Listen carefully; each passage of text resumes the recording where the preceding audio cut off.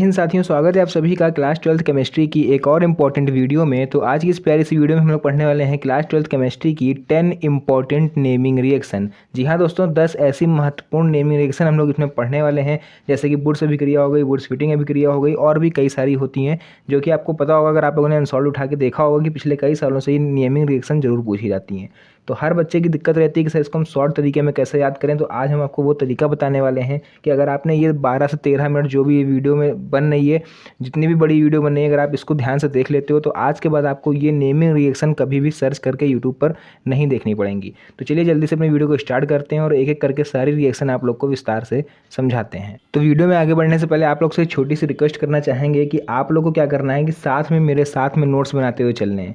मतलब आपको क्या करना है, जैसे जैसे हम बताते जा रहे हैं आपको इसके शॉर्ट नोट्स जरूर बना लेने हैं, क्योंकि हो सकता है आज के बाद ये आपको वीडियो देखने को ना मिले आपके, क्योंकि इतनी भीड़ है यूट्यूब पर, ये वीडियो कहीं ना कहीं खो जाएगी। तो भाई जल्दी से मेरे साथ में नोट्स करते चलना। क्या है पहली रिएक्शन? वुड्स अभिक्रिया यानी कि वुड्स रिएक्शन। तो क्या कहती है ये रिएक्शन हमारी कि जब एल्किल हैलाइड के, ध्यान से देखना एक एक चीज़, जब एल्किल हैलाइड के दो अणु को शुष्क ईथर की उपस्थिति में सोडियम धातु के साथ क्रिया कराते हैं यानी रिएक्शन कराते हैं तो एल्केन प्राप्त होता है। ध्यान से देखना, जब एल्किल हैलाइड बच्चों होता है, एल्किल होता है मेरा आर, और यहाँ पर आप लोग देख लो एल्किल होता है मेरा आर और हैलाइड होता है एक्स। तो आर की जगह हम लोग दो चीज़ें लिख सकते हैं, यहाँ पर देख लो आर की जगह पर हम लोग दो चीज़ें लिख सकते हैं, या तो आप लिख लो CH3, ठीक है, या तो आप लिख लो C2H5।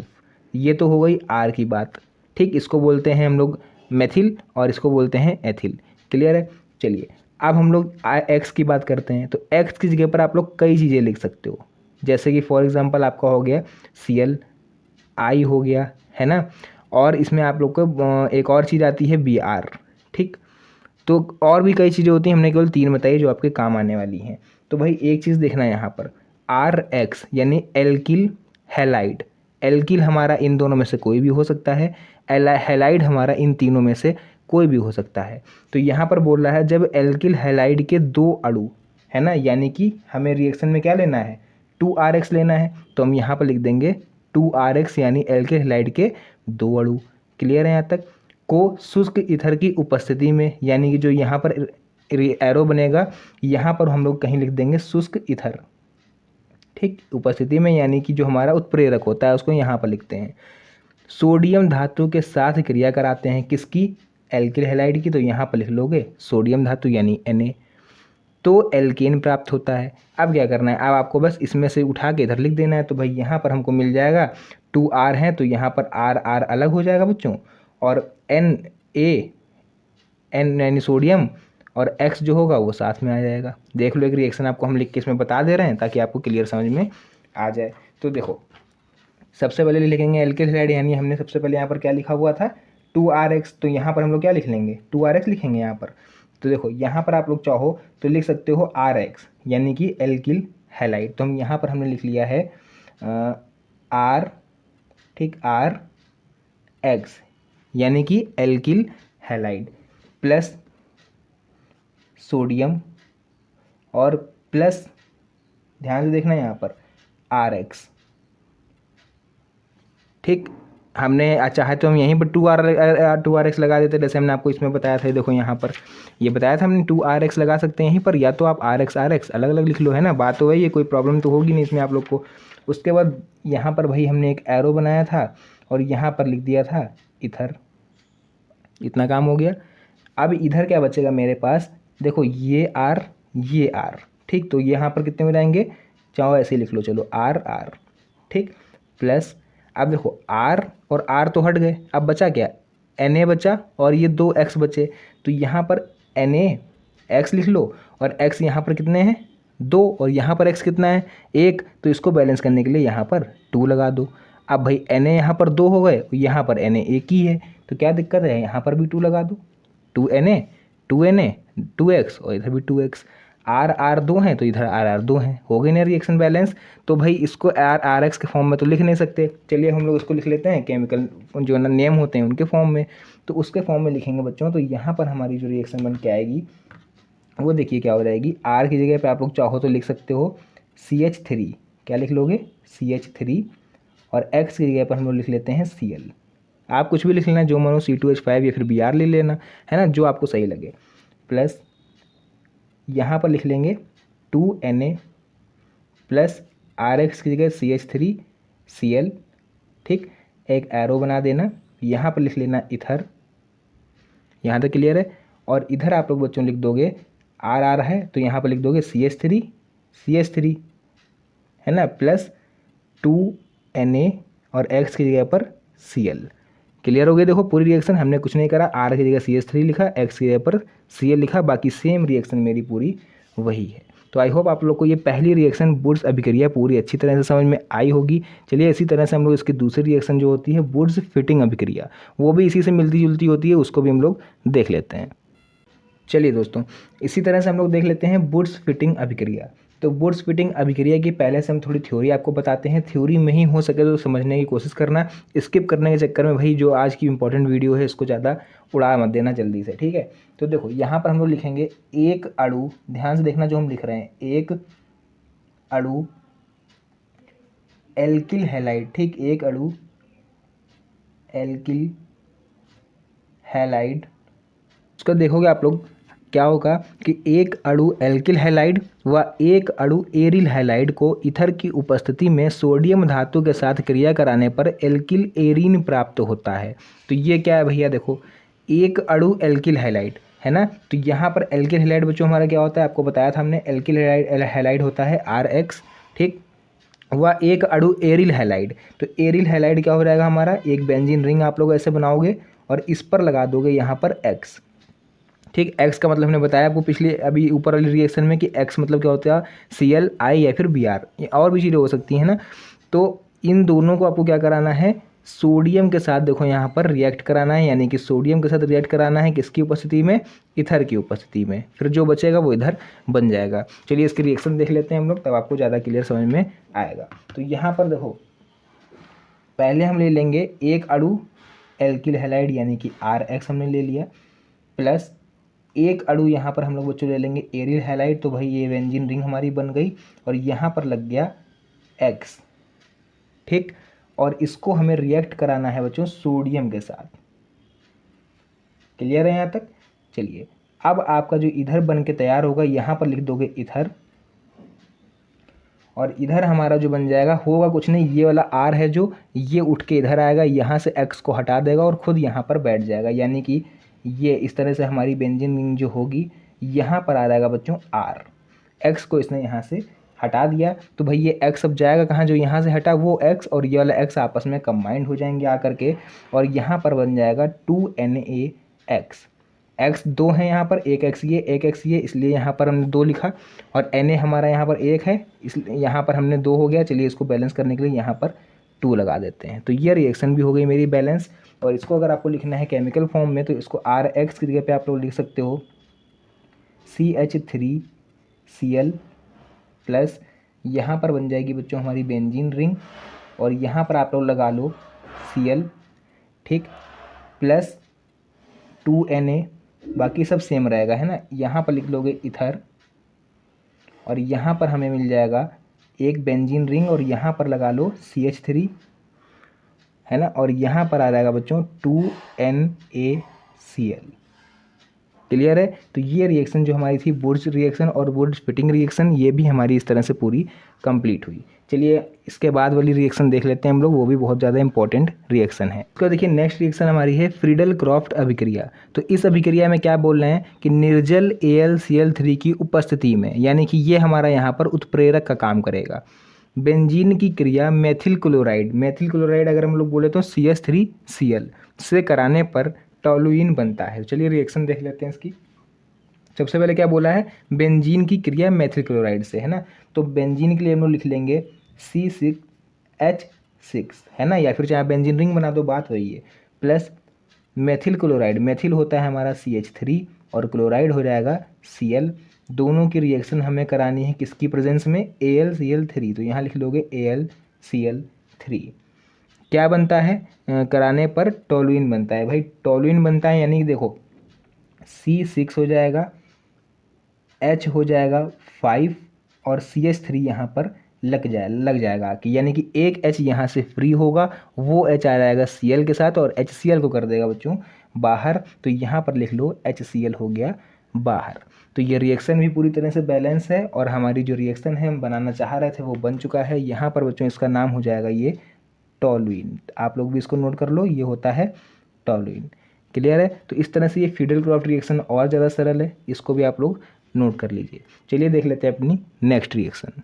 उसके बाद देखिए नेक्स्ट मेरी रिएक्शन है स्मिट अभिक्रिया, है ना। ये स्मिट अभिक्रिया क्या होती है? जब एसिटिक अम्ल यानी कि CH3COOH यानी कि सिरका जिसको हम लोग बोलते हैं की क्रिया हाइड्रोजोइक अम्ल का फॉर्मूला क्या होता है? हाइड्रोजोइक अम्ल आपका हो जाएगा N3H से कराते हैं तो मेथिल एमीन प्राप्त होती है। तो चलिए हमें फॉर्मूला सबके पता ही है, सीधे हम रिएक्शन कर देते हैं। यहाँ पर एसिटिक अम्ल यानी कि CH3COOH, ठीक है। तो हो गया एसिटिक अम्ल प्लस हाइड्रोजोइक अम्ल यानी NH3H। तो ये आपको नाम याद रखने पड़ेंगे, क्योंकि नाम नहीं याद होंगे तो भाई रिएक्शन नहीं बन पाएगी। ठीक, बीच में हमने बना दिया एरो। इधर हमारा बच्चों बन जाएगा CH3NH2 यानी कि मेथिल एमीन। मेथिल होता है CH3, एमीन होता है NH2। क्लियर है? कैसे बना? CH3 ये था, NH2 इधर आ जाएगा। यहाँ से देखो अभी हमारे यहाँ पर 2 N बचे हुए हैं, है ना। तो उसको लिख लेते हैं। चलिए 2 N जो बचे हैं N2, क्योंकि एक N ही तो गया अभी ना यहाँ पर N के साथ CH3NH2। तो यहाँ पर 2 N बचे थे तो हमने N2 लिख लिया। और अभी क्या बचा हुआ है हमारा? यहाँ पर देखो 2 O बचे हुए हैं और 2 O ही बचे हुए हैं ना। तो इस 2 O को क्या करते हैं हम लोग? यहाँ पर लिख देते हैं CO2, क्योंकि 2 O तो बचेंगे नहीं, तो यहाँ पर CO2 लिख देंगे, है ना। क्योंकि इन 2 O के साथ एक ये C भी तो बचा हुआ था, CO2 पूरा ये CO2 बचा हुआ था, तो हमने उसको नोट कर दिया। तो भाई ये हो गई आपकी स्मिट अभिक्रिया। इसमें क्या नाम है वो लिख लो। ये तो पता ही है एसिटिक अम्ल है। ये बच्चों हमारा इधर बन के तैयार हुआ है मेथिल एमीन।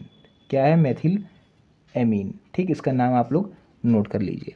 चलिए देख लेते हैं अपनी हम लोग नेक्स्ट रिएक्शन। उसका नेक्स्ट है दोस्तों हमारी राइमर टीमन अभिक्रिया। तो राइमर टीमन अभिक्रिया क्या होती है कि जब फिनॉल में क्लोरोफॉर्म मिलाकर NaOH के साथ लगभग 333 केल्विन ताप पर गर्म करते हैं तो सैलिसिल एल्डिहाइड बनता है। ये क्या है? देखो जब फिनॉल को, है ना, तो फिनॉल सबसे पहले हम बना लेते हैं यहाँ पर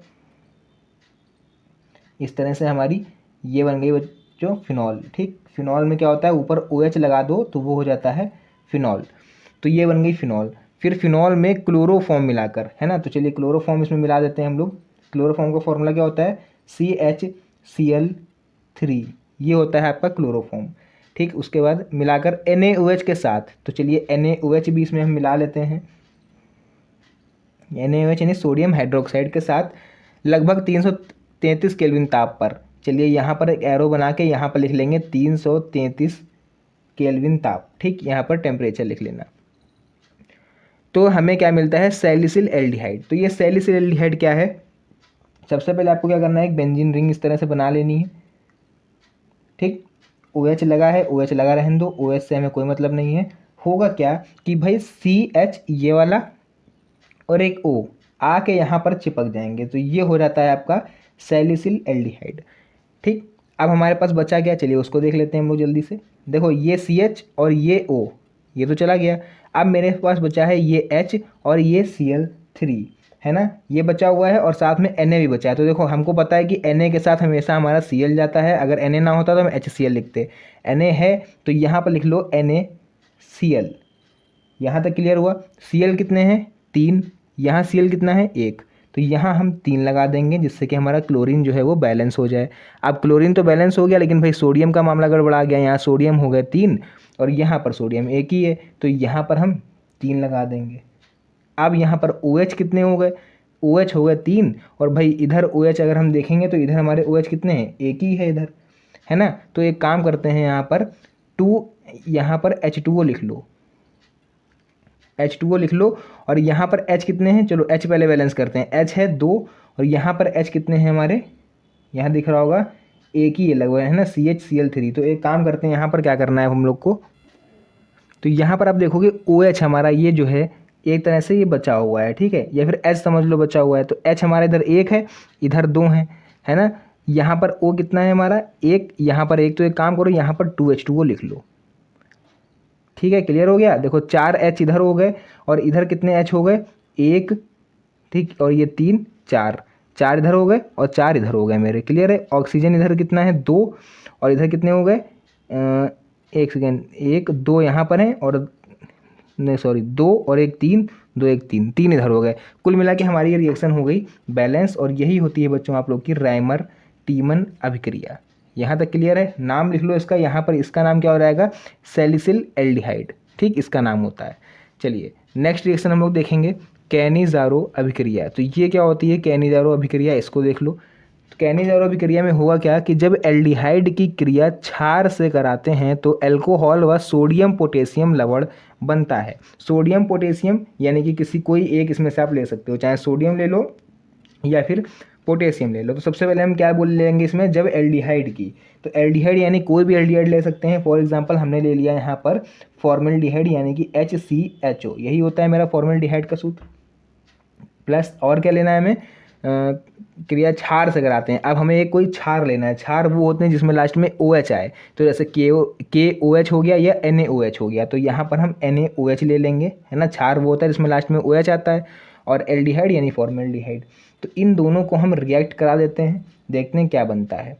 तो यहाँ पर देखो CH3 यानी CH3 बन जाएगा यहाँ, ठीक, और यहाँ पर बन जाएगा इसके साथ में OH, CH3OH प्लस HC, ठीक, डबल O यानी एक O ये, तो यहाँ पर HCOO हो जाएगा बच्चों। और ये रिएक्शन हमारी यहाँ पर बैलेंस करने के लिए आपको क्या करना पड़ेगा, यहाँ HC हो गए, ठीक, यहाँ पर आपका H हो जाएगा, तो यहाँ पर चाहो तो 2HCHO लगा सकते हो। तो अगर ये बैलेंसिंग आपको नहीं समझ में आ रही है, नहीं कर पाते हो बैलेंस, तो इसको याद कर लेना। और वैसे भी अगर बैलेंस नहीं कर पाओगे तो इतना नंबर एग्जामिनर नहीं काटेगा, उसके लिए आप लोग परेशान मत हो। उसके बाद नेक्स्ट है हमारी विलियमसन संश्लेषण अभिक्रिया। क्या होती है विलियमसन संश्लेषण, जब एल्कोक्साइड को एल्किल हैलाइड के साथ गर्म करते हैं तो ईथर प्राप्त होता है। एल्कोक्साइड, तो भैया ये एल्कोक्साइड क्या होता है, तो एल्कोक्साइड का फॉर्मूला लिख लो यहाँ पर C2H5ONa, ठीक, ये होता है एल्कोक्साइड। इसको हमें गर्म करना है एल्किल हैलाइड। एल्किल हैलाइड यानी कि जैसे हमने स्टार्टिंग में लिया था, याद होगा आपको वुड्स अभिक्रिया में, CH3Cl, यहाँ पर हम लोग चेंज कर देते हैं, हर बार CH3 नहीं लेंगे, यहाँ पर ले लेते हैं C2H5। हमने 2 बताए थे, R की जगह पर 2 ले सकते हैं, CH3 C2H5, तो हमने C2H5 का यहाँ पर यूज़ करा हुआ है। और हैलाइड में यहाँ पर Cl ना लेके हम I ले लेते हैं, ठीक। इसको हम जो है, इसको गर्म कराने का सिंबल होता है ये ट्रायंगल, ठीक, साथ गर्म करा रहे हैं तो गर्म कराने का सिंबल होता है ये ट्रायंगल। तो भाई इसको हमें जब कराना है तो हमारे पास देखो क्या बनेगा, C2H5O, ठीक, इतना उतार लो C2H5O, और यहाँ से ये C2H5 उतार लो, तो C2H5O C2H5, तो इसका नाम होता है बच्चों ईथर। क्या होता है ये, ईथर, जिसको हम लोग बोलते हैं डाई एथिल ईथर। प्लस अब हमारे पास क्या बचा, Na ये बचा हुआ है, I बचा हुआ है, तो वो हो जाएगा यहाँ पर NaI। क्लियर हो गया। तो ये रिएक्शन जो थी विलियमसन संश्लेषण, ये पिछले 2 साल से लगातार आ रही है, तो इसको आप लोग मिस मत करना। चलिए नेक्स्ट 8th रिएक्शन हम लोग देख लेते हैं कौन सी है। उसके बाद 8th रिएक्शन है मेरी रोजेनमुंड अभिक्रिया। रोजेनमुंड अभिक्रिया क्या होता है, ये रोजेनमुंड अभिक्रिया बोलते हैं या फिर इसको हम लोग रोजेनमुंड अपचयन भी बोलते हैं, ठीक है। तो जब एसिड क्लोराइड का PDPaSO4, ये क्या है हमारा उत्प्रेरक, ठीक, व उबलती जाइलिन की उपस्थिति में, जहाँ पर उपस्थिति में आता है समझ लो वो हमारा क्या है उत्प्रेरक है, में हाइड्रोजन द्वारा आंशिक अपचयन कराते हैं तो एल्डिहाइड प्राप्त होता है। तो ये रिएक्शन थोड़ी सी ट्रिकी रहने वाली है, इसलिए इसको ध्यान से देखना। हमने इसमें क्या बोला है, जब एसिड क्लोराइड हमारा हो जाएगा बच्चों, सॉरी एसिटिल क्लोराइड, यहाँ पर एसिटिल कर लीजिएगा आप लोग, एसिटिल क्लोराइड, तो ये हो जाता है हमारा CH3 और ये COCl, ये होता है हमारा एसिटिल क्लोराइड। साथ में हम इसके हाइड्रोजन से बोल रहा है ना, हाइड्रोजन से अपचयन कराते हैं हाइड्रोजन द्वारा, तो हाइड्रोजन हो जाएगा। और किसकी उपस्थिति में है, तो भाई PDBaSO4, तो यहाँ लिखोगे PDBaSO4, ठीक, और उबलती हुई जाइलिन है तो जाइलिन लिख दोगे आप लोग नीचे। ये रिएक्शन मेरी कंप्लीट हो रही है। देखो आप क्या करोगे, CH3CHO एक इधर अलग निकाल दो, यानी CH3CHO अलग हो गया। प्लस हमारे पास बचेगा यहाँ पर बच्चों एक H बचेगा और एक Cl बचेगा, तो यहाँ पर कर लो HCl। तो इस तरह से ये जो हमारी एर्थ रिएक्शन थी ये भी कंप्लीट हुई। इसका नाम आप लोग लिख लीजिएगा, यहाँ पर थोड़ा सा गलत हो गया था, तो यहाँ लिख लीजिएगा एसिटिल क्लोराइड। ये हो जाएगा एसिटिल क्लोराइड। क्लियर है पूरा? तो इसका नाम आप लोग जरूर से नोट करिएगा। नेक्स्ट रिएक्शन देख लेते हैं। अब हमारी अगली रिएक्शन कौन सी है? हाफ मान ब्रोमाइड। ठीक, यानी कि ये जो हाफ मान ब्रोमाइड रिएक्शन है ये क्या कह रही है? तो जब एलिफेटिक या एरोमेटिक एसिड एमाइड को द्रव ब्रोमीन के साथ कास्टिक पोटास के जेली विलयन की उपस्थिति में क्रिया कराते हैं तो प्राथमिक एमीन प्राप्त होता है। तो देखो हाफ मान ब्रोमाइड रिएक्शन क्या कह रही है हमारी? जब एलिफेटिक या एरोमेटिक एसिड एमाइड, ध्यान से देखना, यहाँ पर लिख लेंगे CH3CONH2। क्या होता है ये होता है एसिटामाइड। ये ठीक, एसिड एमाइड यानी एसिटामाइड हमने यहाँ पर लिया हुआ है। और साथ में इसके हम लोग कराएंगे भाई द्रव ब्रोमीन यानी कि Br2 प्लस कास्टिक पोटास यानी कि KOH। इसकी रिएक्शन जब हम लोग कराएंगे तो हमको मिलेगा, क्या मिलेगा? प्राथमिक एमीन यानी कि CH3NH2, इसको बोलते हैं प्राथमिक एमीन। प्लस साथ में हमको मिलेगा K2CO3, ठीक, प्लस मिलेगा हमको 2KBr, ठीक, KBr, और इसके साथ में बच्चों मिलेगा 2H2O। ठीक है, तो देखो यहाँ पर कैसे इसको बैलेंस करा गया, ध्यान से देखना। CH3, ठीक, इधर भी CH3 है। नेक्स्ट CO, ठीक, यहाँ CO कितने हैं? CO 1 है। इधर CO कितना है? एक ही, ये इधर भी है ना CO। तो देखो NH2 पे आ जाओ जरा, NH2 1, NH2 1। Br कितने हैं इधर? 2, तो यहाँ भी Br देखो 2 हो गए, 2 लगा के बैलेंस कर दिया। यहाँ K कितना है? 1 है। इधर कितने हैं K? इधर 2 हो गए। तो भाई एक काम करो, यहाँ पर 2 K ये हैं और 2 K ये हैं ना, तो 2 4 हो रहे हैं। तो इधर आप लोग क्या करो, इधर 4 लगा लो।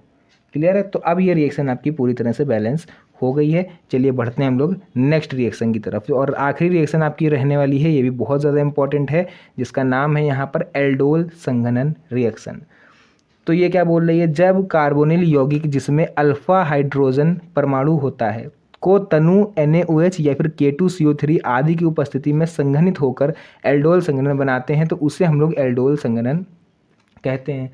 क्या कहने का मतलब है इस रिएक्शन में? देखो यहाँ पर क्या करना है, एसीटेल्डिहाइड लेना है हमको, ठीक है, एसीटेल्डिहाइड लेना है एल्डोल संघनन में। तो यहाँ पर ले लो बच्चों CH3CHO प्लस फिर क्या है CH3CHO। ध्यान से देखना, जब कार्बोनिल यौगिक, ठीक, तनु NaOH या K2CO की उपस्थिति में, तो ये तो हमारा उत्प्रेरक हो जाएगा, है ना। ये क्या हो जाएगा? ये हो जाएगा उत्प्रेरक। हमको क्या करना है, जब कार्बोनिल यौगिक हमने लिया हो जिसमें हमारा अल्फा हाइड्रोजन परमाणु उपस्थित हो, तो अल्फा हाइड्रोजन परमाणु ये होता है H, तो हमने इसको 2 बार ले लिया, CH3CHO CH3CHO। ठीक है, ऐसे आप लोग ये चाहो तो इसको याद भी कर सकते हो भाई। साथ में हम इसमें क्या करा रहे हैं, तनु NaOH की उपस्थिति में, ठीक, या फिर K2CO3 लिख दो, मतलब कोई भी एक लिख देना, कोई वो नहीं है। तो हमें क्या मिल रहा है, एल्डोल संघनन, यानी कि CH3 मिल जाएगा, CH, उसके बाद OH, और बाद में मिल जाएगा CH2CHO। मतलब पूरी यही रिएक्शन उठा के छाप देनी। CH3 ये हो गया, CH यहाँ तक हो गया, ये इस O के साथ इसका एक H आ जाएगा तो OH हो गया, और इधर CH2 बचा तो CH2 लिख दिया, इधर CHO बचा तो इधर CHO लिख दिया। तो इस तरह से ये रिएक्शन नंबर 10 यानी एल्डोल संघनन रिएक्शन जो थी बच्चों, वो पूरी तरह से कंप्लीट हो चुकी है। और साथ ही साथ अगर आप लोगों ने अभी तक वीडियो को लाइक नहीं करा है तो भाई लाइक जरूर कर दो, और चैनल पर पहली बार आए तो सब्सक्राइब जरूर कर लेना, क्योंकि ऐसी वीडियो मैं आप लोग के लिए डेली बनाता रहता हूँ और एग्जाम तक आप लोग के परमानेंट बनाता रहूँगा। तो आज की इस प्यारी सी वीडियो को यहीं पर एंड करते हैं। मिलते हैं नेक्स्ट वीडियो में एक और अच्छी इंटरेस्टिंग मज़ेदार वीडियो के साथ। तब तक के लिए धन्यवाद। जय हिंद।